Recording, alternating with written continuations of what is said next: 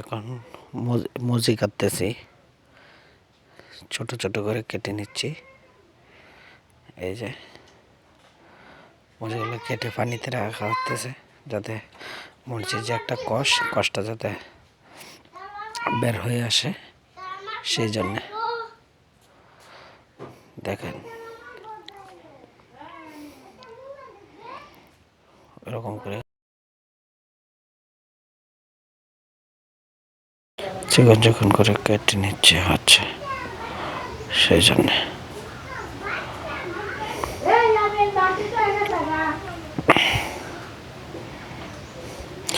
এখন কাঁচা কলা এগুলো কেটে নেওয়া হচ্ছে। কাঁচা কলাগুলা প্রথম ছিলে নেওয়া হয়েছে, তারপরে কাঁচা কলাগুলা টুকরো টুকরো করে পানিতে রাখা হচ্ছে, যাতে করে কলার যে কষ সেটাও যেন বের হয়ে যায়। তারপরে কলাগুলো কাইটা যদি পানিতে রাখা হয় তাহলে খাওয়ার উপযুক্ত হয়, তাহলে কষ স্বাদ থাকে না, কষগুলো বের হয়ে যায়। তারপরে কামরাঙ্গাগুলা একটা বলের মধ্যে উঠাইতেছি, দেখা যাক কয়টা কামরাঙ্গা হয়। কামরাঙ্গা অনেক সুন্দর, একদম পাকা পাকা পাপ হয়ে গেছে, হলুদ বর্ণ। তারপরে ধনিয়া পাতা আছে, তারপরে যে কাঁচা কলা, এই যে মজি, কামরাঙ্গা, এই যে কামরাঙ্গাগুলা কেটে নেব এখন।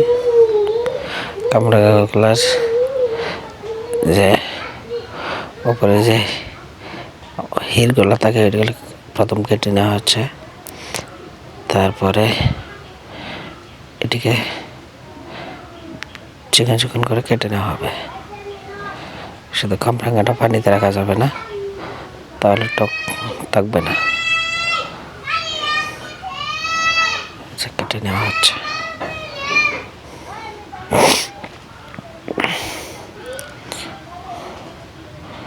অনেক কষ্ট করতে হয় একটা আসলে বটপার আয়োজন করতে হইলে।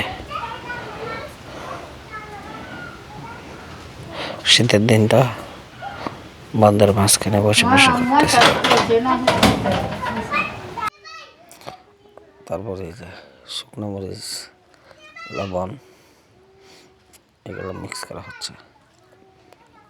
শুকনো মরিচগুলো লবণের সাথে মিক্স করে নেওয়া হচ্ছে।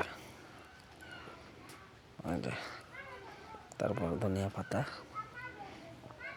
দেওয়া হচ্ছে, ধনিয়া পাতা, কাঁচামরিচ দেওয়া হচ্ছে, পেঁয়াজ দেওয়া হচ্ছে।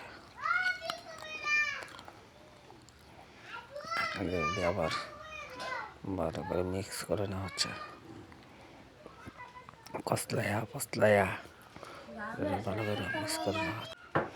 কসলায়া ভালো করে মিক্স করে নেওয়া হচ্ছে, যাতে সবগুলোর সাথে সমানভাবে মিক্স হয়।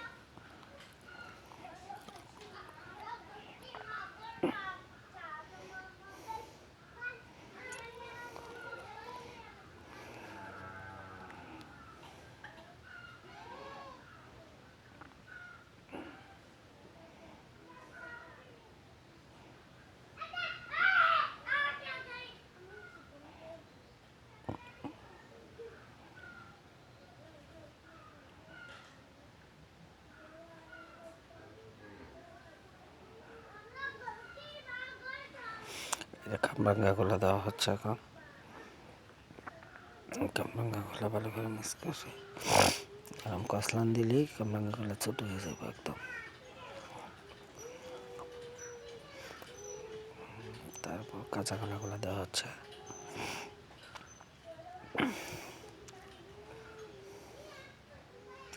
কাঁচা কলাগুলো অনেক কালারটা অনেক সুন্দর। তারপরে মজিগুলো দেওয়া হচ্ছে, মজিগুলো ভালো ছিল।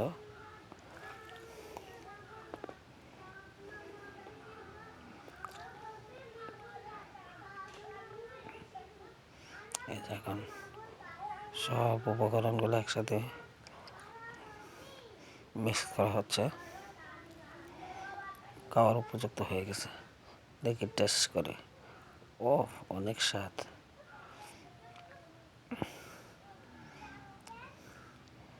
অনেক স্বাদ হয়েছে মনে হইতেছে।